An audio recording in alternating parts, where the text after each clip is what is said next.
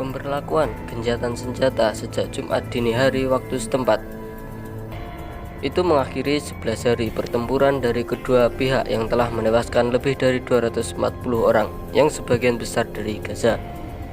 Kabinet Israel membenarkan bahwa sudah dikeluarkan keputusan untuk menyetujui gencatan senjata dengan Hamas yang mulai berlaku pada hari Jumat 21 Mei pukul 2 dini hari waktu setempat. Di Gaza, penduduk merayakan gencatan senjata ini dengan tumpah ruah turun ke jalan sambil membunyikan klakson mobil dan juga mengibarkan bendera Palestina pada Jumat dini hari. Situasi serupa juga terjadi pada wilayah Palestina lainnya di tepi barat seperti diungkapkan oleh AFP.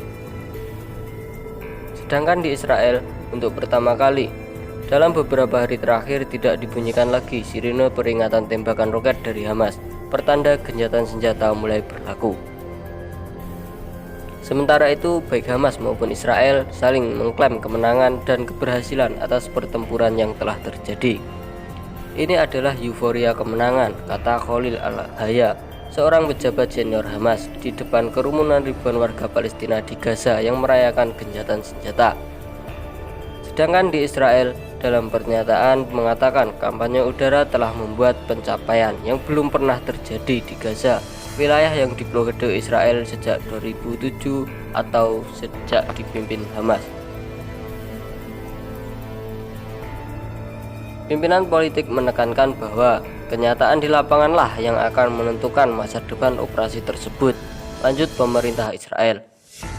Pernyataan yang dikeluarkan kabinet Israel tersebut sebelumnya menyebutkan bahwa gencatan senjata itu diusulkan oleh Mesir dan akan berlaku secara mutual dan tanpa syarat. Presiden Mesir mengatakan ia akan mengirim delegasi yang akan memantau penerapan gencatan senjata di lapangan. Pejabat Hamas dalam wawancara dengan kantor berita Associated Press mengatakan gencatan senjata dimulai pada Jumat pukul 2 dini hari. Ia mengatakan perundingan gencatan senjata melibatkan Mesir dan juga Qatar. Namun ia juga mengatakan Hamas saat ini tidak kekurangan rudal. Ia mengatakan serangan terhadap Israel bisa berlanjut tak hanya hingga beberapa hari atau pekan ke depan, tapi bisa hingga beberapa bulan mendatang. Gencatan senjata dicapai setelah aksi kekerasan dan bombardir militer Israel terhadap Gaza dalam 11 hari terakhir.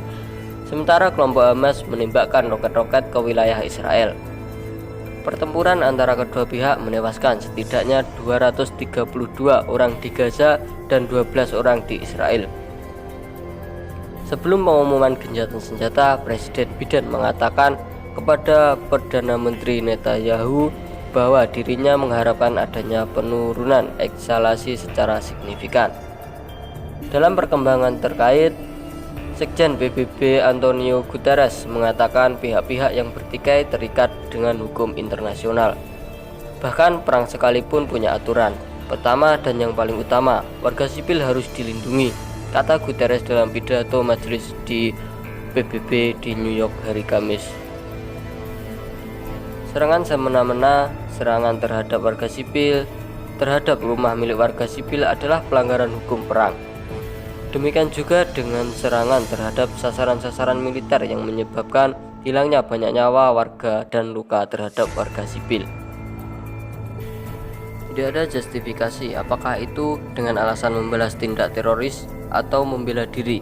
Pihak-pihak yang berkonflik terikat dengan hukum kemanusiaan internasional, kata Guterres.